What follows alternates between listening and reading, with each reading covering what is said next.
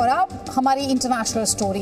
America के राष्ट्रपति Joe Biden China को ताइवान से दूर रहने की चेतावनी दे चुके हैं। जरूरत पड़ने पर सेना उतारने की धमकी भी दे चुके हैं, लेकिन चाइना अमेरिका की इन धमकियों को हवा में उड़ा रहा है। इस बार तो उसने ताइवान के हवाई क्षेत्र में 1-2 नहीं 30 विमान भेज दिए। ये ताइवान में इस साल की दूसरी सबसे बड़ी चाइनीज घुसपैठ है, लेकिन ये कोई पहला मामला नहीं है।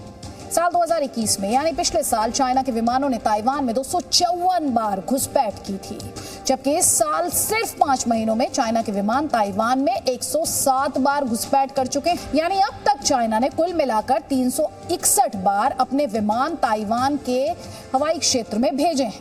अब तो घुसपैठ के मामले काफी बढ़ चुके हैं। सिर्फ मई महीने की बात करें तो चाइना के विमान 22 बार ताइवान के एयर स्पेस का उल्लंघन कर चुके हैं।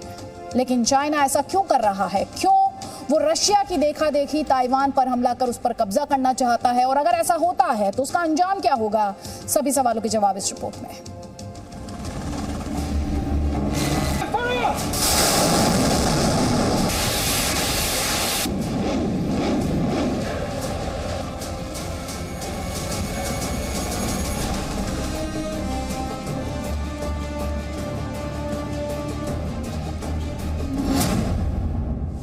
चीन के विमान वर्सेस ताइवान। अमेरिकी राष्ट्रपति जो बाइडेन की धमकी को गिनती के दिन भी नहीं हुए हैं कि चीन ने एक बार फिर अमेरिका को आईना दिखा दिया।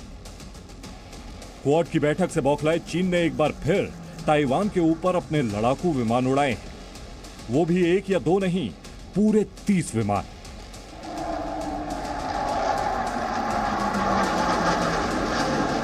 ताइवान के विदेश मंत्रालय के मुताबिक 30 मई यानी सोमवार को चीनी वायुसेना के 30 विमान ताइवान के south west air defence zone में घुस गए। इसमें transport aircraft, early warning aircraft, anti submarine warfare विमानों के साथ 6 J-16 लड़ाकू विमान, 8 J-11 लड़ाकू विमान, 4 J-10 लड़ाकू विमान, 2 सुखोई Su-35 और सुखोई 30 लड़ाकू विमान भी शामिल थे। चीनी लड़ाकू विमानों की जानकारी मिलते ही ताइवानी एयरफोर्स भी एक्शन में आ गई और चीनी विमानों का मुकाबला करने के लिए अपने फाइटर जेट आसमान में भेज दिए। ताइवान के फाइटर जेट्स को करीब आता देख चीनी विमान वापस लौट गए। ताइवान को अपना हिस्सा मानने वाला चीन पहले भी हमला कर ताइवान पर कब्जा करने की धमकियां दे चुका है। देखिए, चाइना की जो हरकतें हैं, इससे देख के ये तो साफ हो रहा है कि चीन पूरी तैयारी कर रहा है। चाइना हर इंडिकेशन दे रहा है खतरे की और वार्निंग की ताइवान को और अमेरिका को कि ताइवान से आप दूर रहिए, ताइवान मेरा अंदरूनी मामला है, मैं इसको लेकर के रहूंगा, अभी नहीं तो कभी।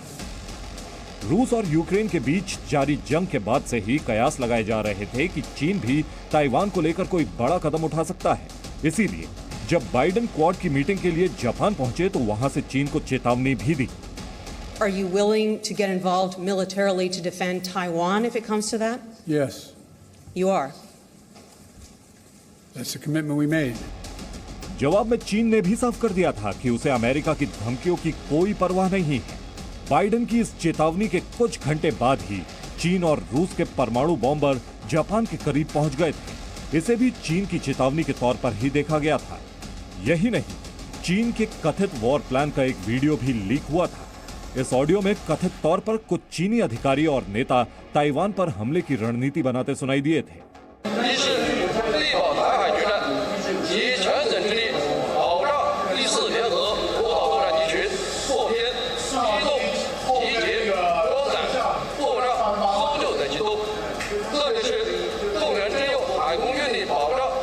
चीनी खतरे को देखते हुए ताइवान ने भी अपनी फौजी तैयारियां तेज कर दी हैं।